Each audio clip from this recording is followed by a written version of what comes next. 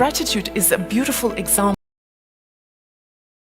of long-term strategy over instant gratification, because the thing is that when you express gratitude, you do feel a little bit better, but generally it doesn't make you feel euphoric, ecstatic, joyful. It just makes you feel a little bit better. It shifts your perspective. But the thing is that there is a research that shows that if you express gratitude on a daily basis for 30 days, your perception of your own happiness goes up 25%. And that's exactly what I'm talking about. We have to look into long-term strategies, which maybe in the instant are not as effective, but in the long term, they help you raise your set points of happiness. And you express gratitude for the things that you are grateful for in your work life, your mission, your purpose, in your personal life, and for the things that you're grateful for in yourself. So this is the exercise we do on a daily basis to raise our set point of happiness. Another methodology which I really love is the idea of being present. And the idea here is that in reality, time is an illusion. There is no future, and there is no past. And most of the unpleasant emotions that we feel, they have something to do with either the future or the past. If we're scared, if we're stressed, it is usually because we are afraid about something that might happen in the future, usually. And if we feel, let's say, resentment or anger, this kind of negative emotion is also usually rooted in the past. And the happiness is the emotion that you feel in the present. If you move happiness to the future, it will become excitement. If you move happiness to the past, it will become usually nostalgia.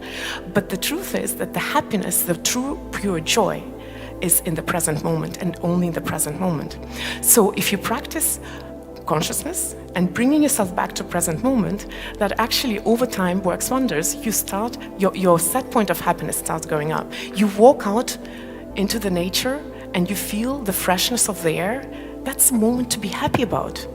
Because how many times we don't even notice how we breathe, what we see around us. And when we see these things around us, if we don't bring ourselves back to the now to notice, the life might just pass by without us truly learning what is happiness. You know, in personal growth, we have the idea that transformation starts with taking on personal responsibility onto yourself. And there is this beautiful thing that says that we don't need anyone for happiness. Happiness is within you.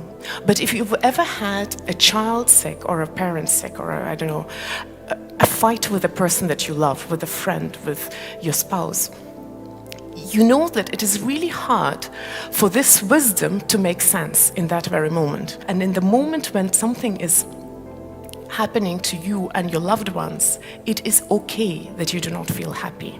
It is okay. Because you are a social being.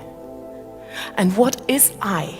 Is I just this physical body, or is I all of this? Is me, perception of me, does it include you? Or does it only include me? So in that moment, I felt that yes, as long as I have myself, I'll be okay.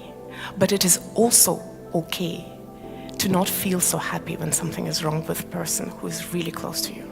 You have to surround yourself by people whom you love, whom you care about, who you are attached to, even though it means that sometimes you might be a little bit unhappy if something happens to them. So, just to sum up that idea about the relationships, scientists have shown that people in relationship, they are healthier, they heal better, and they live longer. And the reverse is true. As Vishen said, social isolation is the epidemic in the current day society.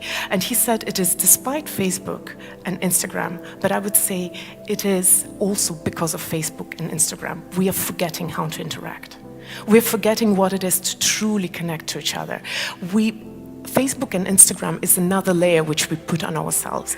This is another thing we have to learn to deal with and not to lose the social connection. And I've also heard that social isolation is apparently the #1 killer in the current day society. Because social isolation makes you less likely heal from, let's say, such things as cancer or cardiovascular disease. So relationships are important not just for happiness, but also for our health and longevity. The strength of your social relationships is super important for happiness. it is clear that you cannot truly be happy unless you are happy with yourself. And I know the number one question that I hear when I talk about this topic is that, but where do I know the difference between healthy self-love and actually egoism or unhealthy, relationships to yourself or self-centeredness?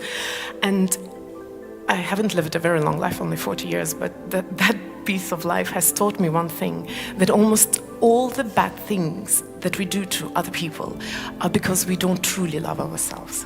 Because if we truly love and accept ourselves, we don't need to prove anything to anyone. We don't need to prove anyone wrong, to show anything to anyone. And that's where all the unhealthy stuff happens, is when you truly don't have the self-love.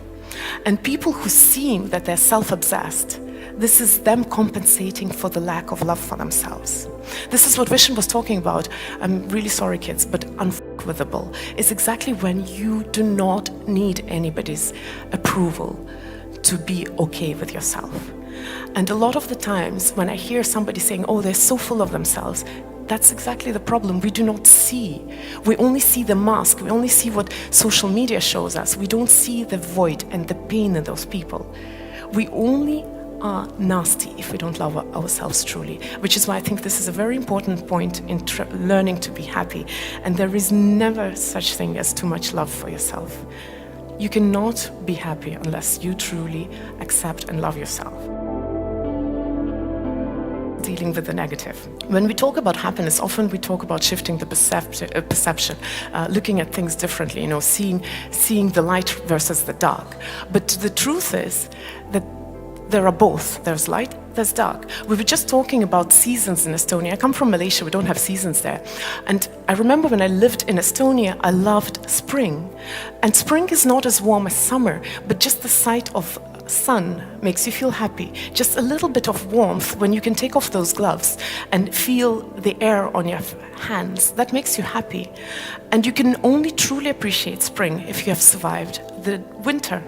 So what I'm talking about is there is going to be negative in our life. And the art to learning to be happy is not to ignore or not notice the negative or be okay with the negative. It is actually to learn to work with it. What you do when you feel a negative emotion, first of all, you acknowledge that it exists. You give it a true and fair and honest name without spiritual bypassing. You actually acknowledge, this is what I feel. You allow yourself to feel it.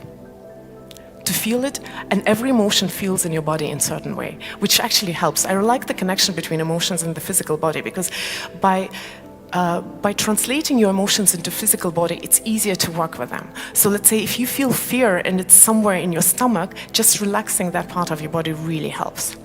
Or if you feel like anger and it's up here, breathing deeper really helps. And then after you let it be, that's when you're ready to move on and transform this emotion, but you have to let it be.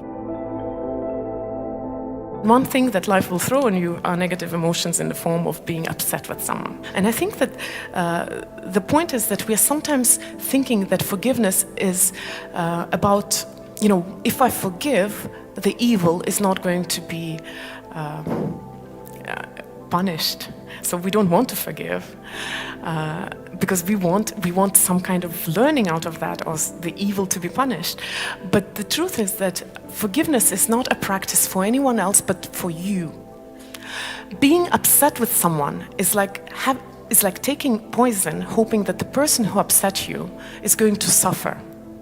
If you're upset with someone, if you are angry with someone, if you hold a grudge against someone, the only person who's suffering is you. Just you. And the moment when you realize that forgiveness is not about the other person who has hurt you, but it is only about you, you have much more motivation to work on that. You cannot help anyone if you're not happy. Be happy. Thank you.